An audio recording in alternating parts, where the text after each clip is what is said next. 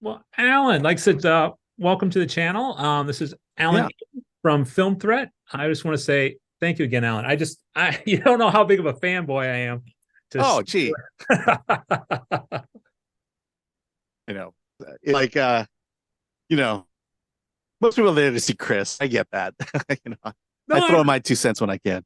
no, I really enjoy your comments and just the, you know, uh, seeing you at the different panels and stuff like that. No, I really appreciate your opinion, and I Yeah. was really super excited when you're just like, oh yeah, I could do this. I'm like, yes. Yeah. Well, you had me when you wanted to talk about improv. I go, we never talk about improv, and Yeah, and I'm always up to talk about that. awesome, awesome, awesome. And I got some good questions about that. But well, one of the first questions is I just wanted to ask you is tell us a little bit about yourself. Yeah. Well, let's see. It's a long story. I've been alive for a very long time. I grew up in Southern California, grew up in LA. When I completed grad school, I moved to Orange County, which is pretty much LA. LA good. Um, and so most of my life I've had that traditional 9 to 5 job. And then the banking crisis, the housing crisis of 2008 happened and lost that job. And just at that point realized the office wasn't for me. Mhm. And I started looking into just kind of how to make a living without going down the traditional route.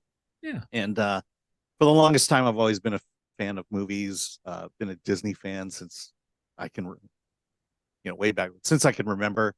Um, and just started getting into, really wanting to talk about and review films and talk about the entertainment culture. And then along the way, back in the mid '90s, I started learning improv comedy. Mhm. Um, I found that I was actually pretty good at it. And then in about 2001, 2002, uh, joined the National Comedy Theater in San Diego and have been performing there since. So yeah, I think I'm at 22 years there. So, Awesome. so it's just kind of, there was a time where I just realized the corporate 9 to 5 life was just not for me. And so family, we pitched in, struggled a lot, and here we are today. Awesome. Awesome. So I can tell, like I said, you don't have any regrets about that. You're really excited. I could just see the Mhm. excitement coming off you. That's really neat. Yeah, there was a point where I did go back for less than a year and just realized, you're not making a lot of money, you're not really going anywhere, and especially at my age, it was like, this idea of ambition, of becoming, a manager or climbing up the ladder was just not something that excited me, and it was just, that's the way I felt. Not to say you shouldn't do it, but again, Right. there's something to be said about, being happy, and someone would claim that being happy helps you live a long time. So I know people who have 9 to 5 jobs and are very happy, Yeah. and so it's to each their own, basically.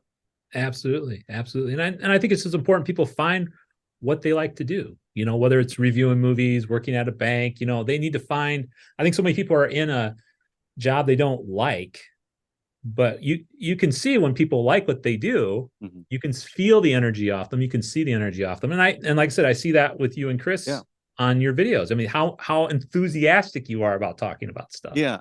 Well, and let's also be real. You know, film critics don't make money. I And know that. you have to. If I wasn't going to do the corporate job, Yeah. I was going to have to figure out how to make money other ways, and you know, found these side gigs and stuff to help pay for it. And you know, and part of that was in 2017 when I joined Film Threat. Chris had just gotten it back.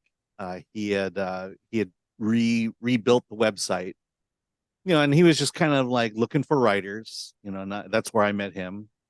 He was producing Film Threat was producing one review a day.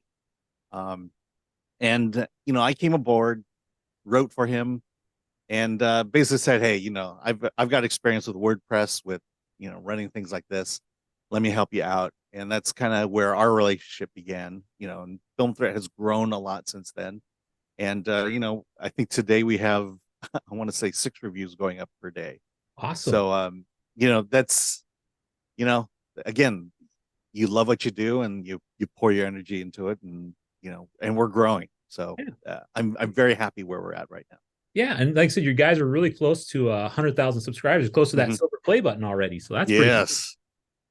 Yeah. Kind of hoping they give us 2, but I hope so too, because I I think don't that, know how that works. yeah, that's a good question.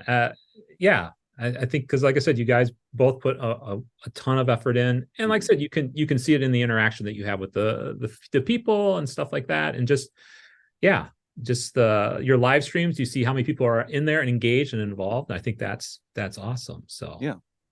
It's been a lot of fun. so what got you thinking about because I know Film Threat is it's focused on two things, but one of the ones is independent film. So tell me a little bit more about your passion around independent films. Yeah. I mean, we talk we talk about this ad nauseum on Film Thread, but it's the big studios have just kind of you we've known it for a very long time. I think even when Film Thread started in '85, Chris knew it, was that the big studios, they were there for the money. Mm-hmm. They were there for, it's kind of like you want to reach a mass audience, so you put out the most bland thing possible to appeal to a mass audience. And then over the years, especially these last few decades, um, they're just, we've heard the stories. There's these formulas when it comes to stories. Your story has to have this, it has to go that way, it has to do Yeah. this, it has to do that. And now it has to contain these kind of people, these kind of people. Um, and what you're doing is now you're screwing around with the formula, where they call it the algorithm now, where films, television, big budget movies, they have to fit the algorithm. And I've talked to producers, and they get notes back saying, well, the algorithm says that you need this, or this is the most popular thing nowadays, and so include this. And I talked to a producer of some very big films, and he had a movie going out, and he got a note back from the streamer saying, look, the algorithm wants you to put snowboards in it, so can you get some snowboards in it? you know I'm using that as an example, but that's Right. kind of what's going on now. And what I like about independent film is it's a person, a filmmaker has a story to tell, and they told it. Yeah. They're not beholden to any corporate, any studio notes. Mm-hmm. This is their story, this is their heart on the page, Yeah. or on celluloid. And that's those are the kind of stories that excite me. you Okay. know Also, what excites me is the fact that independent films have, they have constraints. Most of the time it's budget, Yeah. a lot of times it's equipment, access to actors. And to me, it's just really exciting to see a filmmaker find a way to overcome their constraints and be Hmm. able to tell their story. And so, you know, I definitely say, I would say big studio films comprise about 10% of the movies I see. Okay. And so that's why we're here to say, anyone can make a movie. You can do it with your cell phone. You can build your way up, talking to a lot of people who are on that path of just getting their next story done, their next movie done. And uh and and I have to believe that now more than ever we can make Hollywood irrelevant, and that maybe the goal of a filmmaker today is not going to Hollywood, um and making a $100 million movie, Yeah. you know and No, I, so yeah. I agree with you with that completely because I think, like I said, it's getting back to the story Hmm. because we've forgotten that. Yeah.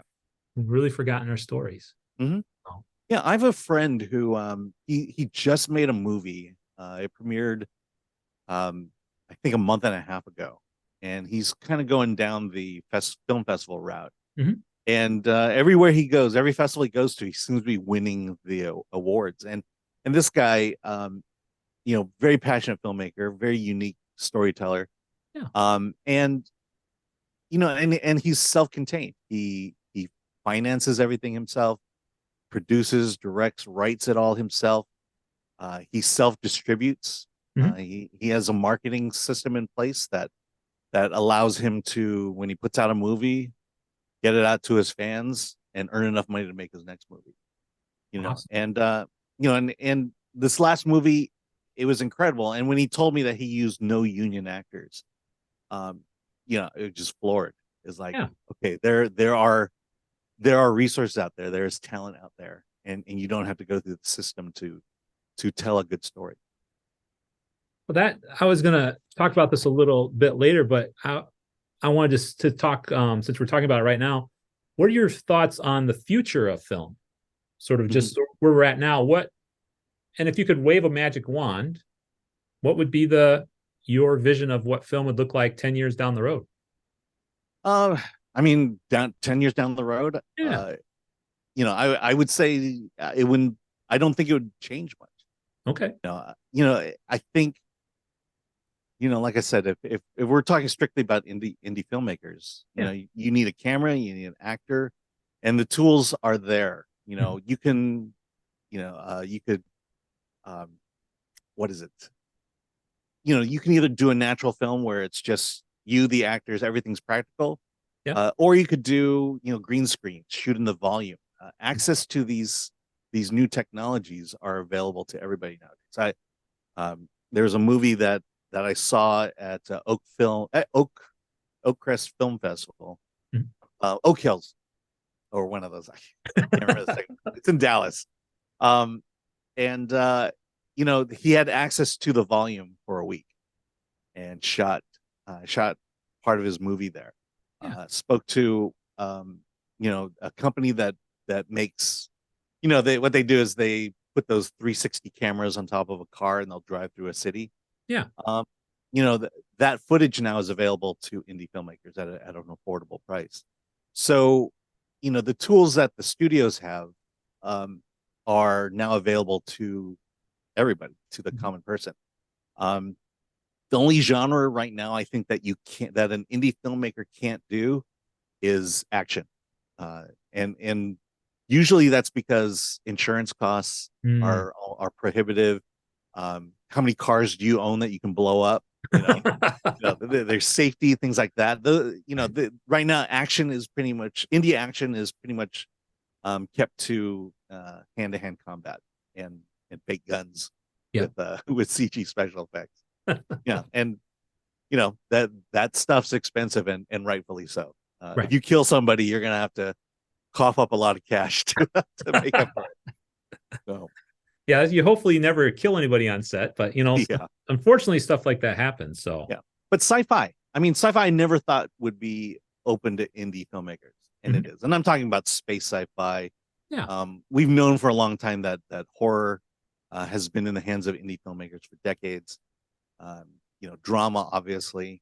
So, um, the barriers are falling, and Okay. and in terms of 10 years down the road, um, I don't know. That's a tough one. I'll say right now, the biggest obstacle that indie filmmakers face today is distribution. Okay. Um, it's like I said, it's easy to make your movie. It's a lot harder to get everyone to see it. And distribution right now, most of the companies out there are going to screw you over. Mm. You're going to basically give them your film, Yeah. and not see much in return for it, and then they're gonna use that. They're gonna squeeze every last dime out of it and keep it. So, um, hopefully that works its way out to where the distribution problem is solved, and I hope that's what happens in the next 10 years.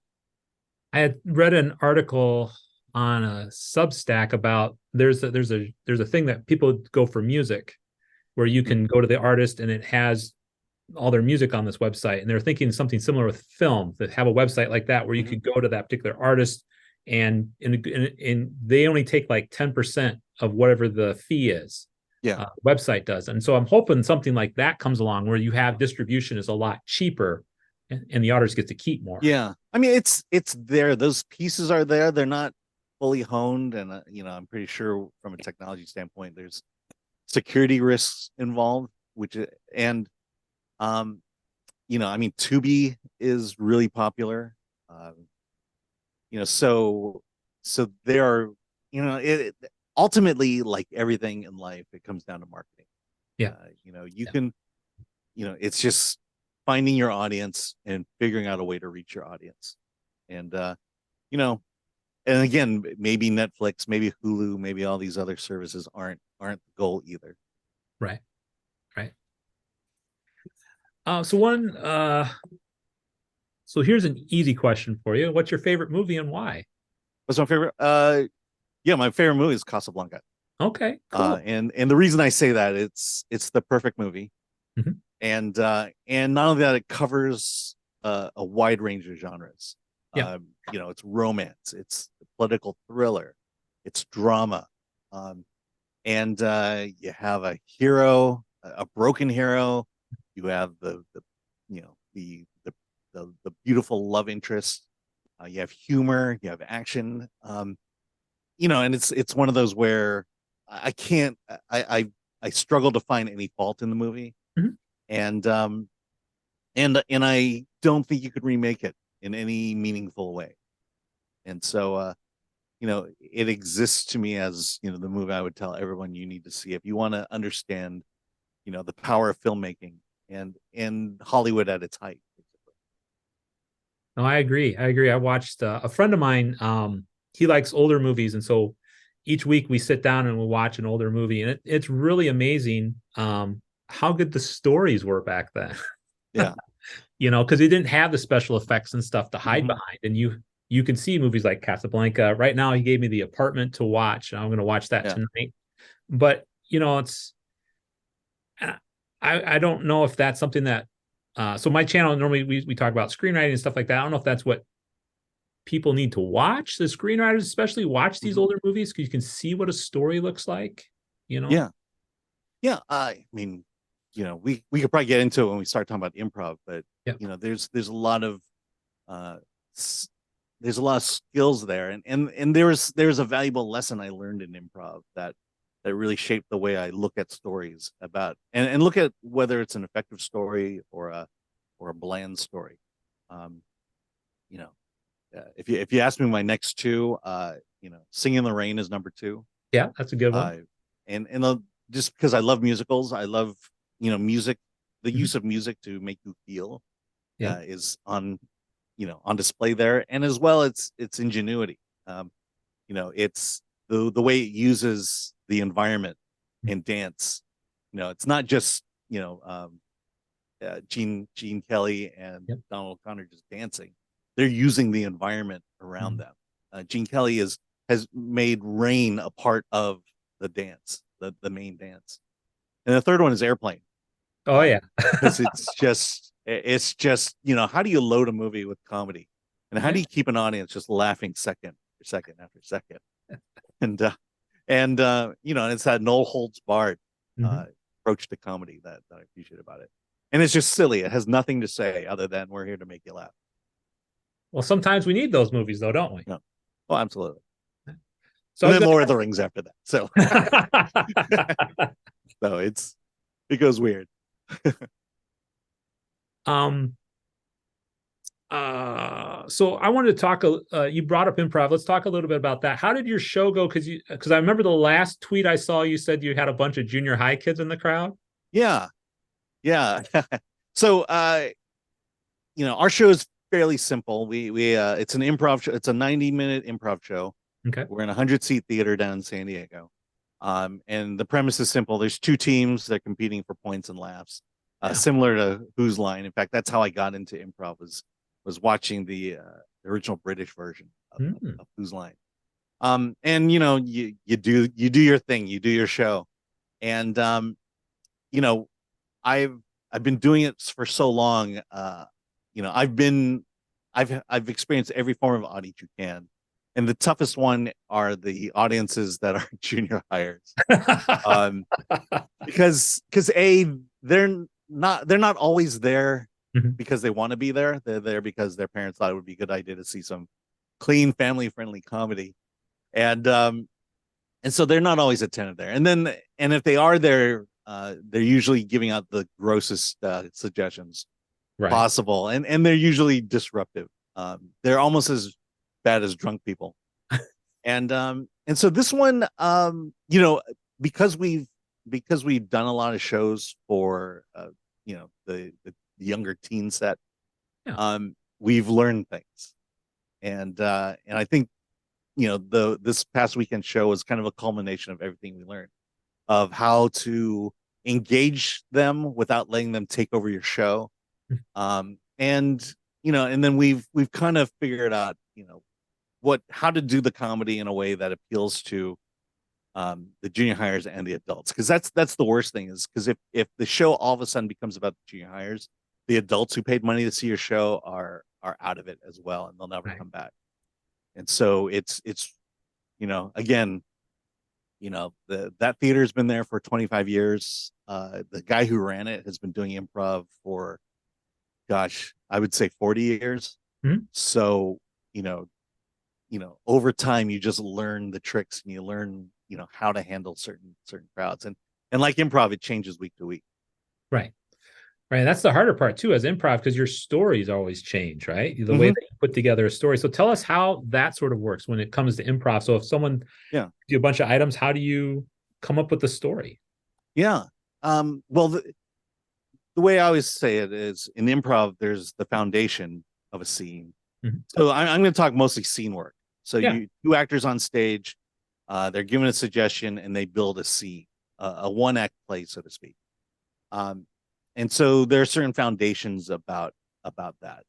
And so when you build a scene, you have to have a setting, you have to have characters, and the important thing there is you have to have a relationship between those characters. Um, Characters, scenes that start with two strangers just don't work, Right. because right there, when you have two people who don't know each other on stage, you're looking for a story, as opposed to if you have two people on stage, you start with the story. So it's a matter of, get into the story right off the bat, as opposed to, don't go on stage looking for the story and hoping that magic happens eventually. Yeah. So you have a relationship between two people who know each other, and then you figure out some kind of conflict, and a conflict that is interesting to a crowd, to a theatrical crowd, because or better yet, let's put it this way: a conflict that is worth the money they paid you to perform that night. Yeah. Because, oh, my, can you do the dishes tonight? That's a conflict we all go through. But, would I pay $20 to see that? You know, uh, so there are high stakes conflicts and low stakes. You want to kind of go for the higher stakes, and then it's building from there, and then the whole idea of yes and that every single line in that scene from the get go, the next line builds upon that. Hmm. Accepts what's being laid out, builds upon that, and then by the end of the scene, you have a fully contained story. On top of that, now you have a game that you placed on top of it, where the emotions change, where your next line is written down and you don't know what it is, where, the location you're in changes constantly. That's and I'll give you this. This is my philosophy about improv comedy. Um, I'm there just to tell a basic story. Yeah. I'm there to tell a story that everyone in the audience can relate to, and do it in a dramatic way. And then I allow the game to make it funny. Uh, and I learned this is the lesson that it took me 3 years of doing it consistently to learn, is because for 3 years, my first 3 years, I was constantly throwing up, wondering, am I going to be funny that night? And afterwards, I realized, hey, I don't need to be funny. I don't need to figure out a way to be funny. I just need to set up a good scene, and allow that game to make me funny. And then that right there was the revelation of where I could just go into any situation and say, hey, let's do an improv show, and it's like, okay, I'm in. Let's do this, and we just roll with it. And to not to constantly brag about our theater, but it's the first time I've felt that my comedy was consistent, my Yeah. scene work was consistent, where there were times where in groups I was in the past, it felt like, well, if we could have half our scenes work, that's a successful show. And part of me was like, no, people are paying a lot of money to see you. Yeah. You need to nail it 100% of the time. Yeah. And it was was that point where I realized just go out and do a scene and let the game make it funny. That I was just I learned how to hit it, how to nail a scene over and over again. And you know, it varies. You know, some scenes are interesting, but it didn't fall apart, and others are just hilarious. And but it's just being able to do that consistently, week after week, with the people you perform with. That is the key. And I think that's a good skill. And I think, just I think with my audience with like screenwriters and stuff like that, I think that's good for them to know that too, consistency, and just going out there to do it. I mean, I think, like I said, I know with at least a lot of beginning screenwriters, they're always so nervous. Well, I can't write that. But, you have probably the most nerve-wracking job of coming up with, because you're doing this on the fly, Yeah. This is scene creation with less than 10 seconds, with less of screenwriters, we have like days or weeks that we can work on stuff. But that's why I really was interested in the improv stuff, because if you can do stuff like that, think of what you could do on the written page then with time. So yeah, no, I mean, there are a lot of things you can learn from improv that I think are helpful for screenwriters.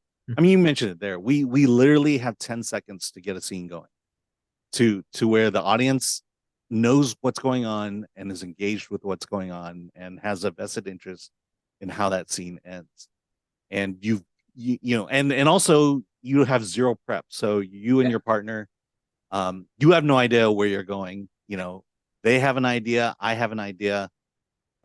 First one who gets the idea out wins, and you build upon that idea. And because you're kind of thinking, I'm always thinking, okay, what is our relationship? How do I know this person? What kind of interesting conflict can we set up? Yeah. And then ultimately it becomes, there are little things like status. You can't have two alphas on stage arguing with each other. And so there are little things that propels that you have to do to propel that scene. You establish something, you propel it, and then you find that punchline at the end. Yeah. And that's what we do every week, and to me it's exciting. That's amazing. I mean, and honestly is. It is, because like I said, you're taking it's like I said, it's a high stress situation, but you're able to craft a story and bring people to laugh. I think that's amazing. And like I said, I really like it that I see it as a way for us as screenwriters to really say, what's the point of your scene? How many movies have you watched when you're like, well, why are we even having this scene? Why are we even doing this? Yeah. Oh, absolutely. Yeah. I mean, I'll get back to the first mistake I see improvisers make, and that's not being able to establish something right away. Yeah. And now the scene becomes about looking for the scene. And you just can't do that in screenwriting. You have to get right into the action right away. Otherwise, the audience is going to disengage with your story. And I think that's the important factor here, is this idea of engagement. Yeah. If where does the audience disengage with your scene? The worst thing is to have them disengage from the get-go. And then it's just bad when it happens somewhere in the middle, and then at the end you constantly have to keep them engaged. And so another thing that a lot of improvisers do is, or in their scene works, it's the delaying the inevitable. The simple one is a boy asks a girl out on a date. Yeah.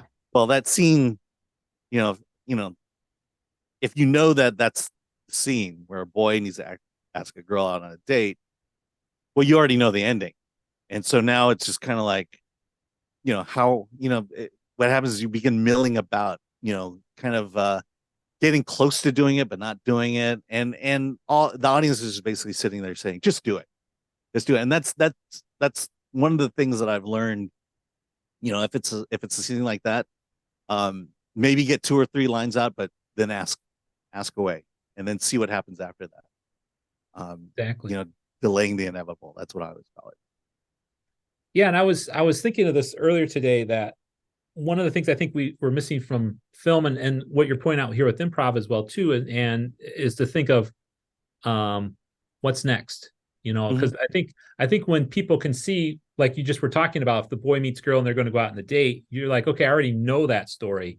But then all of a sudden, if boy is going to ask girl out, but then a zombie apocalypse happens and they still have to figure things out. I mean, that's something that you don't know about. And it's trying to get Mhm. the audience to say, okay, maybe subvert their expectations or put them in a different way so that they have to rethink of how the story is going to end. Because I think too many people know how a scene could end in improv or in a movie scene, and they're like, well, then they're bored with it. But if you are Yeah. able to, you know, Well, yeah. subvert their expectations or make them think, oh, I didn't think of it that way, that you're Mhm. going to get more engagement. Yeah. Well, let me state it this way. When it comes to movies and television, um, how far down the road is your audience compared to where the story is at the moment? Mm, You know, like that. sometimes the audience knows where you're going and has driven ahead of you. Yeah. And now they're just standing at a point waiting for you to catch up to them. Yeah. And you should never let that happen. You should always be in front of the audience. And that's what makes a good thriller a good thriller, is that the film, the story is still ahead of the audience, and the audience doesn't know which way they're going to turn, which way they're going to go. Mhm. So it's that matter of, are you catching up to the audience, or are you ahead of the audience, leading them down the road you want them to go?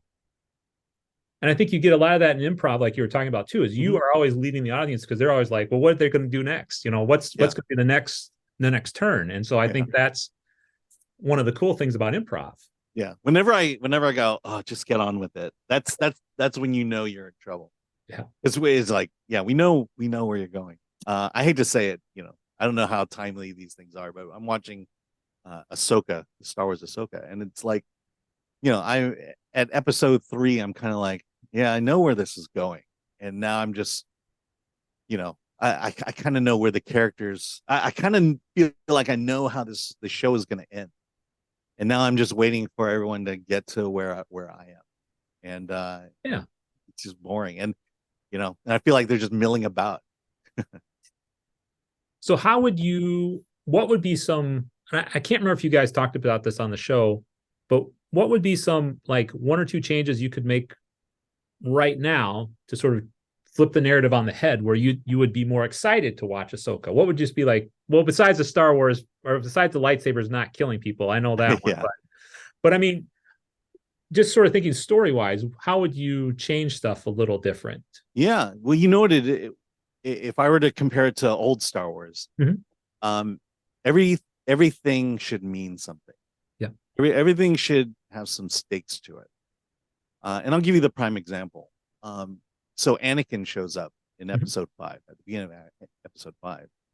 The problem I had with that entire episode is, when Ahsoka sees Anakin, and then when they do their thing, and then she says, I want to live, and then winds up in the ocean.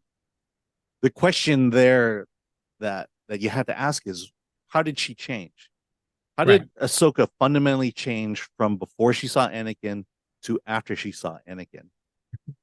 She didn't change, and therefore that whole segment didn't mean anything. It probably meant something from a story standpoint, from a narrative, but and this is my problem with Ahsoka altogether, and Disney Star Wars altogether, is that they're more concerned about that narrative. They go here, then they go there, and then they run into this guy, and then they beat him, and they become this. But in terms of the person, Mhm. they don't grow, they don't change, they're not challenged personally, other than the fact that they're in danger and they need to get out of danger. Right. But fundamentally, Ahsoka should have been broken before meeting Anakin at some point. And that by meeting Anakin, she realizes that she's been going down the wrong path. And now that she defeated Anakin, she now has clear understanding of what the rest of the show needs to be. Mhm. And I guess you could claim they did it, but they didn't do it in a way that's meaningful, in a way that's cinematic, in a way that shows excellence or something grand to the story. You know, um, when Luke Skywalker walks out of his aunt and uncle's house and looks out into the desert at the two moons of Tatooine, Yeah. uh, you know, realizing that he's stuck there forever. That scene with no dialogue meant everything about that character. There was something special about that scene that defined who he was and where he was ultimately going to go for the next three movies. Yeah. And that's what you do. Everything, this whole whale thing. I mean, it looks great. Hey, whales in space. But what, Yeah. what? I mean, Yeah. all right, we've seen this before, in movies. Um, there has to be something, it has to say something. Everything should say something. Yeah. And that's the difference between great storytelling and bland storytelling. Bland is just okay. They hopped on a bunch of whales and now they're going into space. Yeah.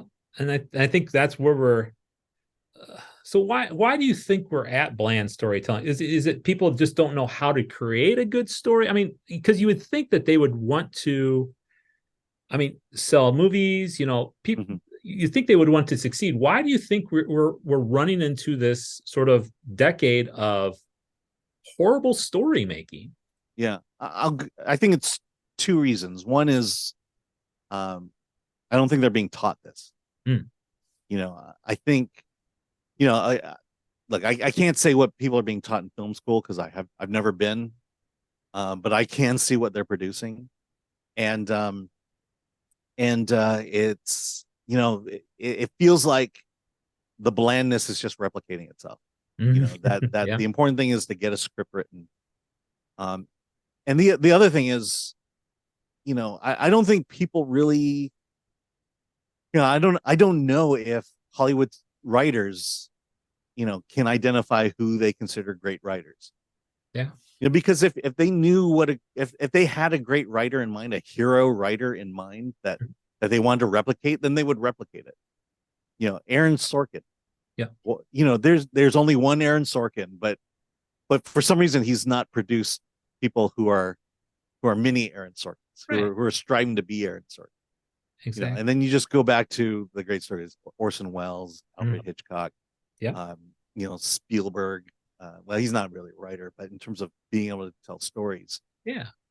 it just doesn't seem, you know, uh, I the only example I could give you lately is Terry Matalas, Hmm. who ran Picard season 3.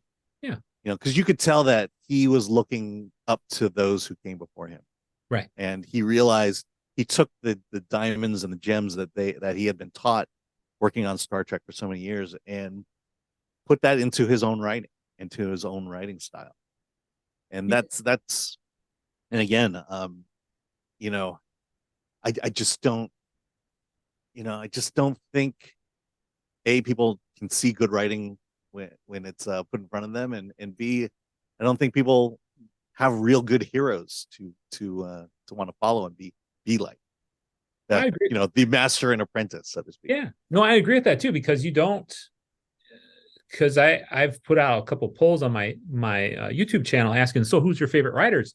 And I get hardly anybody saying, hey, this is my favorite writer and stuff. And if you look at, I was with my son one time watching a movie, and I said, where do you think the writer credits are going to come at? He's like, well, that should be one of the first things. I'm like, no, they're not one of the first ones. They're buried in the list. And I think the funny part is that at least in Hollywood, writers they treat them a dime a dozen. They Yeah, do that with a lot of things, though, with actors and stuff like that. They don't treat their people very good, but you would think they would do a little better for the writers because they're coming up with the story, but they really don't. So yeah, yeah. I this is like with the strike, this whole idea of the writers' room. Um, I mean, are you going to tell Aaron Sorkin he doesn't have enough writers in his writers' room? um, you know, and the thing about a writer is it's not just the fact that he or she produced a book, yeah, or produced a script, but it's their style, it's their outlook in life that yeah, that is that is what makes a writer unique from all other writers. And then the more you start bringing more cooks, the more they start ruining the stew, yeah, and that just waters down. that's why, I know West Wing had a lot of writers, Mhm. but ultimately you had Aaron Sorkin there to make it his own. Correct. Seinfeld, another example of that. Seinfeld and Larry David, they Yeah. would, their writers were just basically there to flesh out the basic story Yeah. and throw in as many jokes as they can. But ultimately it was, Seinfeld and Larry David who made it their own. Made each, gave it their signature writing style to it. Do you think that because I'm reading a book called Kill the Dog? It's he doesn't like I don't know if you've ever read the screenwriting book Save the Cat by Blake No. Snyder. So he's got the opposite way of thinking. But one of the things I really appreciate about when he's talking about Kill the Dog is um, voice.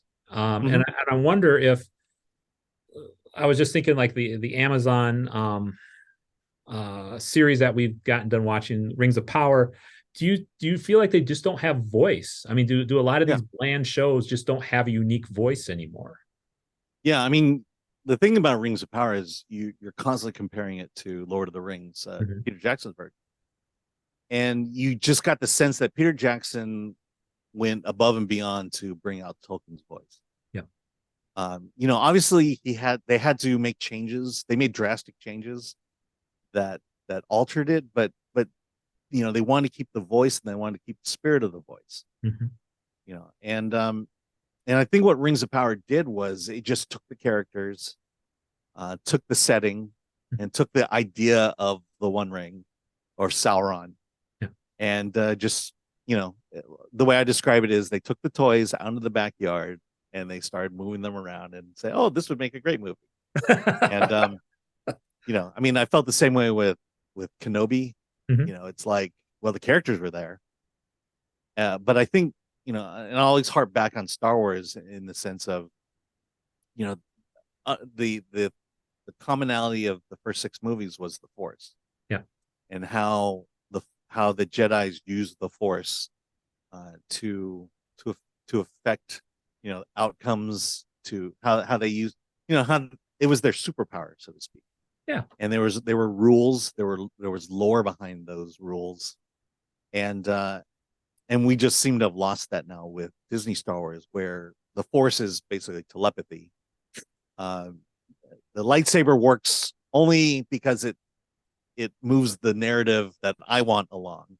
Correct. So I could stab you, and depending on where the story needs to go, we'll decide whether you die or not. Yeah, and there, that's the thing, is there have to be rules Right. to your story. You know, look, this will be the most controversial thing I'll say today, but the problem with Superman was he was too powerful. Mhm. You know, uh, they had to bring in kryptonite just to give him something. But Yeah. other than that, how do you defeat the strongest man in the world, the fastest man in the world, the mightiest man in the world? You had to give him some kind of a weakness, some kind of constraint, which is why Spider-Man is such a great character. Yeah. Because he was a powerful person, but he realized that because his uncle died, that there was responsibility that came with that power. Yep. And on top of that, he was a teenager going to high school and had to protect his family uh, by keeping his identity secret. And so now you have all these constraints for this character, and that's what makes Spider-Man, Peter Parker, relatable Yeah. when maybe Superman isn't. So as you're talking about this right now too, do you feel like characters right now don't have enough constraints on them in most movies and TV shows? Uh, I would say that's true for the big studio stuff. Okay. I definitely, when it comes to Marvel and Star Wars, I'm not that big a DC fan, so think I think they've had that problem for a long time, but they've figured a way to kind of work around that. Mhm. You know, uh, so what was the original question again? No, I was just worried. As you talked about constraints, I Oh was yeah. just thinking to myself that hey, with these bland movies, we're having more bland characters too. I mean, just think Hmm. of all the different characters we've had, like Ahsoka. They're very bland because they don't have Right. constraints on them. Hmm. I Yeah. wonder if especially writers would say, okay, what are some of the weaknesses? Because it sounds like that Ahsoka and most of the protagonists we're getting nowadays, there's no weaknesses to them. There's Yeah. nothing that they learn and grow from. Yeah. Well, I took one screenwriting class. Mhm. And the basic thing they told you, and I'm pretty sure everyone knows this, but it's that, your protagonist is going along. He has a weakness to overcome, and then he has a conflict, the antagonist that kind of digs in on that weakness, Yeah. and your protagonist has to overcome that weakness in order to win out. And we've lost that. Yeah. The weakness should be personal. It Mhm. shouldn't be general, um, meaning he has to overcome racism. She has to overcome misogyny. Yeah. No, there's something. The greatest stories are the ones that we, the audience, connect with when we connect with that protagonist. Right. And it's not just enough to say, oh, we've all experienced racism, we've all experienced bullying. No, we are all broken people. We are all imperfect people. Yeah. We have life is not just nothing but obstacles placed in our way. And when we can overcome one of these obstacles, we become a better person. Yeah. And we become a stronger person. That's the universal story. Right. That's why stories resonate globally. Mhm. A story from Russia or from South Korea, from China. It's these ideas of, we've all faced this obstacle, and here's how we're going to overcome it. Yeah. No, I And think you put it beautifully there, Alan. I think, and that's, I wonder if us as writers could get to see that a little bit more, because I think, um, I know, like I said, I think a lot of times we just think of in terms of pattern. Okay, if we have the inciting incident on page 10, and we don't think of this in terms of the broader story. How do we connect with people and why would people want to listen to this story? And like I said, you put it beautifully that, it's that shared common experience. How do we get through this particular obstacle, whatever it is? Yeah, I mean that goes back to what I do in improv. Yeah. My job is to right away connect with that audience. Mhm. How do I get a raise out of my boss? How do I keep my wife from leaving me? Yeah. How do I get my inheritance from my grandmother? Um, and and you got to portray on stage something that is common to everybody, and then when you're walking down a path that everyone has walked down, now you allow that game to flip it on its head and Mhm. mine the comedy out of it, and that's where that comedy comes from. It's that shared experience and then the twist on it. I think that's really good just yeah, for any type of story, common experience and putting a twist on it. I mean, how many stories would be better if we did Yeah. that? And that's stand-up comedy too. I mean, that's comedy in general. That's these are things you learn when you take these classes. Oh, as an artist, as an improv artist, what do you feel your biggest challenges? We might have touched on this before, but what do you think your biggest challenges when you do improv? I do improv. Well, I don't know if it's a challenge, but one of the joys of improv is the fact that you're with a team. Yeah. I guess the biggest challenge is your team. It's where are they at compared to where you are, and not to be boastful. I would definitely say I'm not the greatest improviser on our team, but I will say this, when you have a broad team like we do, we have about 20 some odd people Mhm. who perform every month, um, and we all bring a certain skill set, and when everyone's firing on their skill sets, that's when a night becomes magical, so to speak. um, I think, like, I'm not good at impressions, I'm not good at accents, I'm not good at characters, so to speak. I'm the type of person who'll start into an accent, and then by the fifth line, the accent is gone. But what I am good at is the story, Yeah. and being able to either correct a scene that's going on or start a scene off strong. And the thing about why that skill to me is so important is when you have a good story, everyone on stage is on the same page. And so no one's really guessing as to the direction the scene needs to go, because we set it up Yeah. so well. And the fun and all that is when The fun in that is when uh um when it gets crazy. No, the fun is when it gets crazy, and when your story when some outside force diverts your story, and you have to figure out where it's going to go from there. Because I can definitely tell you, a good improvised scene is you have control over how it starts, but you never have control of how it ends. Hmm. And you're using your skills to go on that ride with the audience. Wow. And to me, that's the most fun about improv is, yeah, it is the unexpectedness, and not.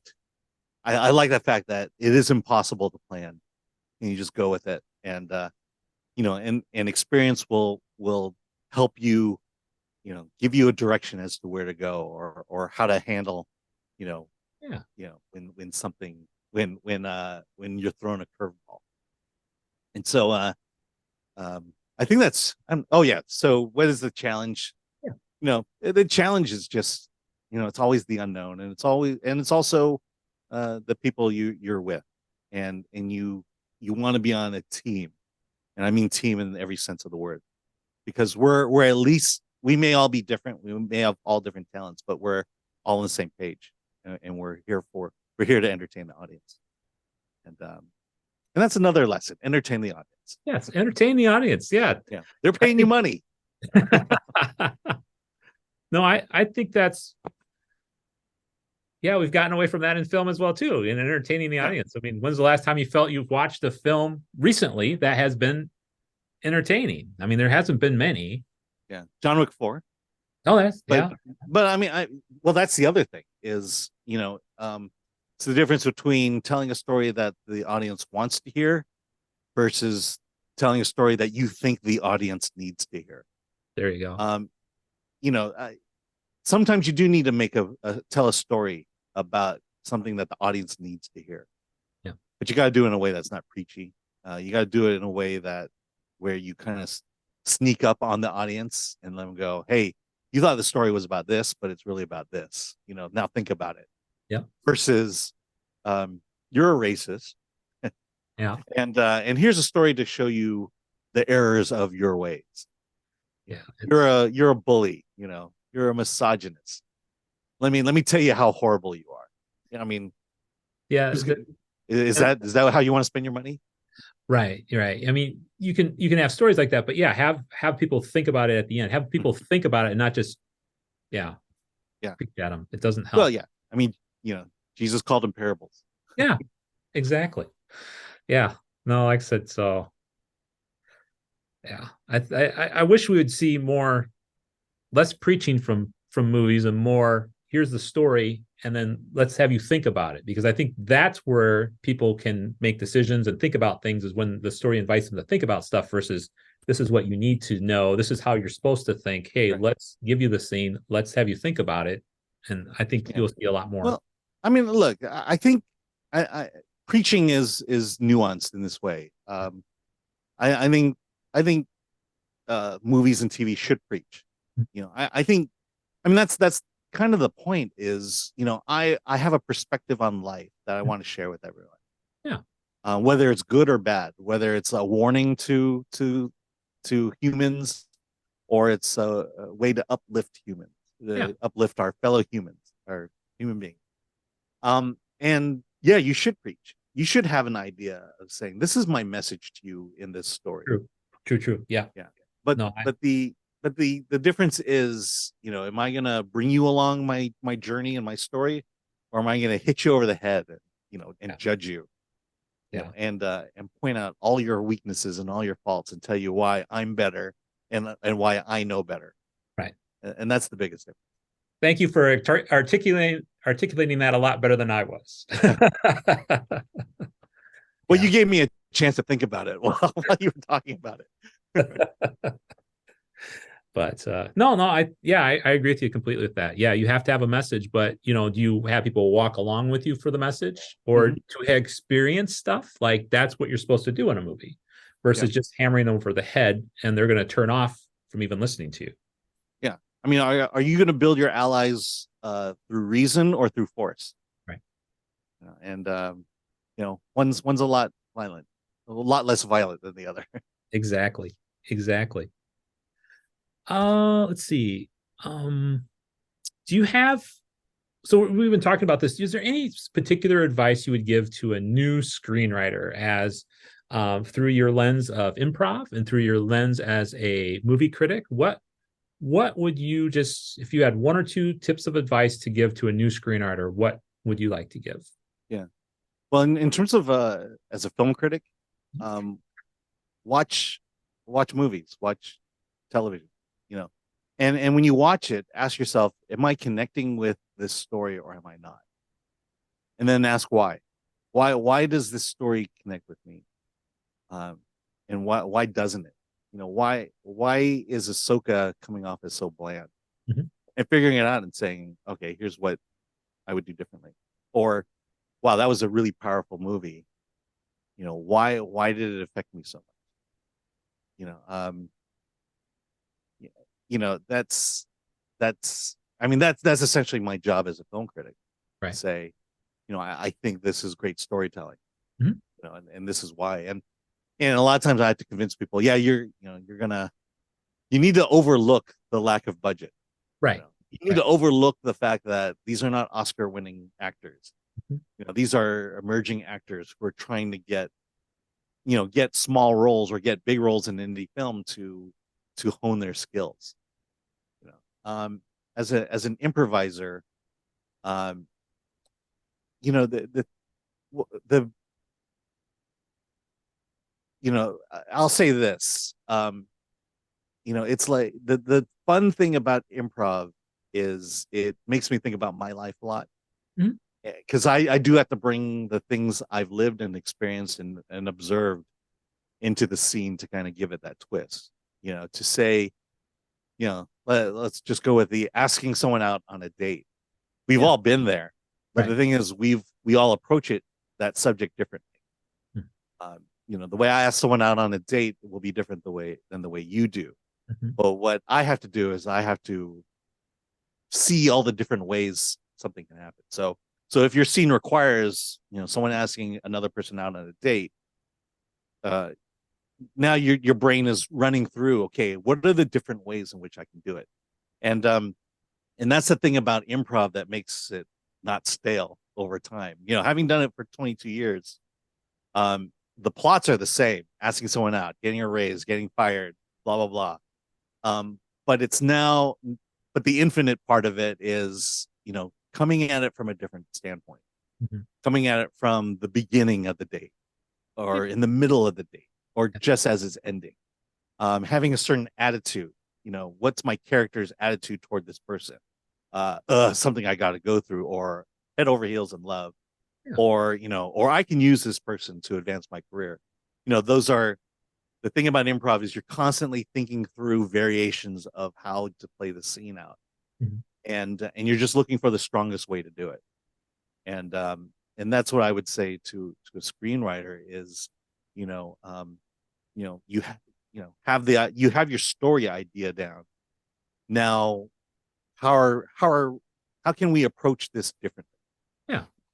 Yeah, and you do that through characters. You do that through the interaction between characters. Mhm. Uh, you know, regarding characters, the thing I always tell new students of improv: put an adjective in front of the character. He's an angry priest. You know, Yeah. he's a loving priest. You know, he's an ambitious priest. You know, something like that. And just think through the variations and find the one that will work in your story and make it interesting, make it Awesome. engaging. Yeah, no, I think that's great advice. I think, like I said, I think people as they watch this should be like, yeah, I need to start doing this a little bit more because I think a lot of like I said, beginning writers are really unsure of themselves, and I think giving them some of these golden nuggets you've given us today have Mhm. just been awesome. I think they're going to be really helpful. So let's see. Hopefully, Oh, they will be. hopefully we'll see a change now in what Hollywood is putting.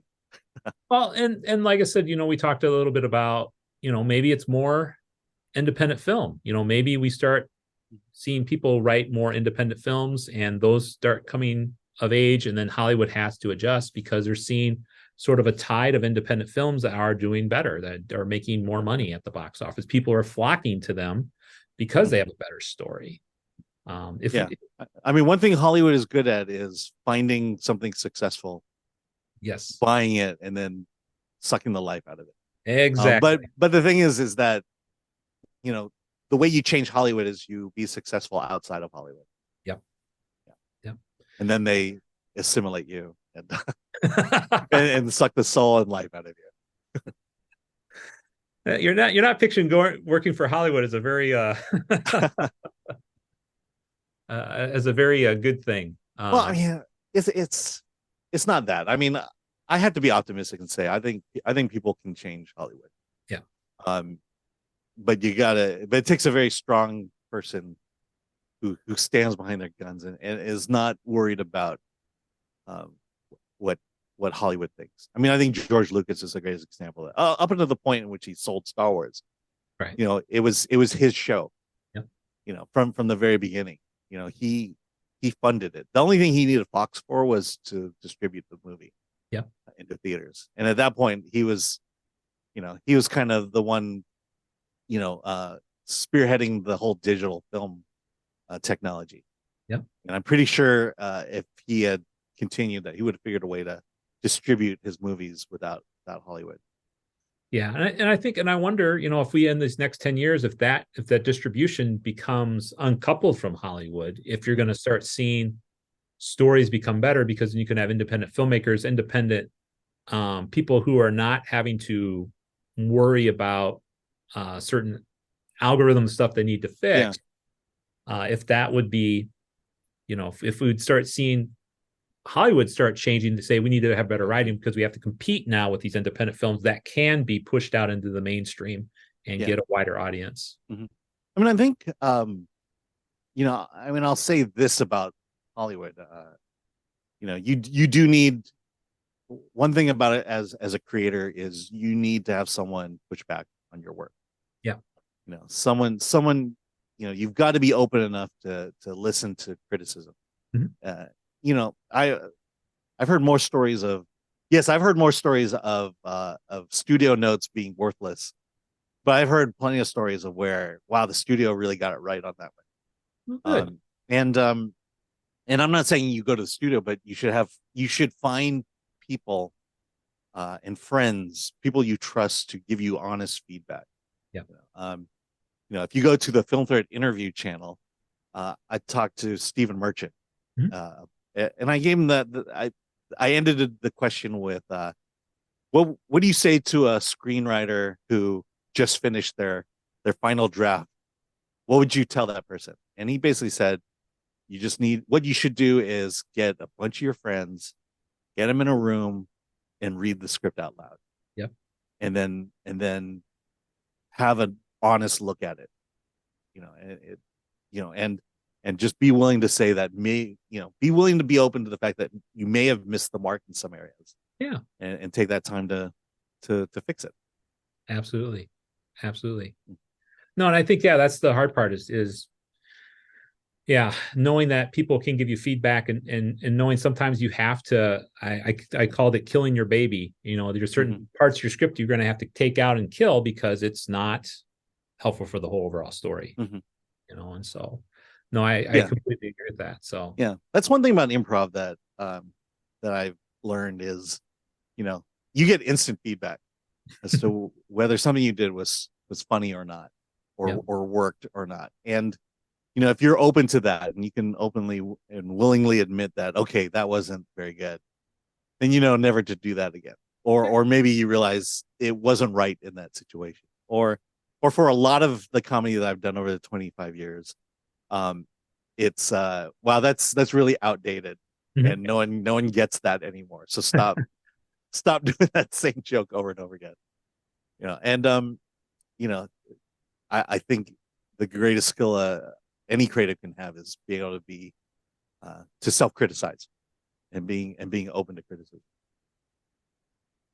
No, you're right. I think, and being open to criticism, because I think so many times they're not. I mean, and that's, to be able to take notes, and because people want to make your story better, and you might not like that, but what is it listening to that and trying to figure out how do you, is it something in the dialogue? Is it something like this one scene just doesn't work. Like you're Mhm. saying, maybe it's a joke that worked 25 years ago but doesn't work today. And being open to that experience. Yeah. So I think it's Yeah. I mean, from the very beginning of Film Threat's existence, it was Film Threat always existed to take down Hollywood. Mhm. Um, and so we have a vested interest in seeing indie filmmakers succeed. Yeah. In fact, that's our mission. Our mission is to make indie filmmakers succeed. And so everything we do, I mean, that's why I'm here with you. That's why we do the live cast, is to just really point out, this is the direction things are headed, and we either need to keep going with it or we need to change it. Yeah.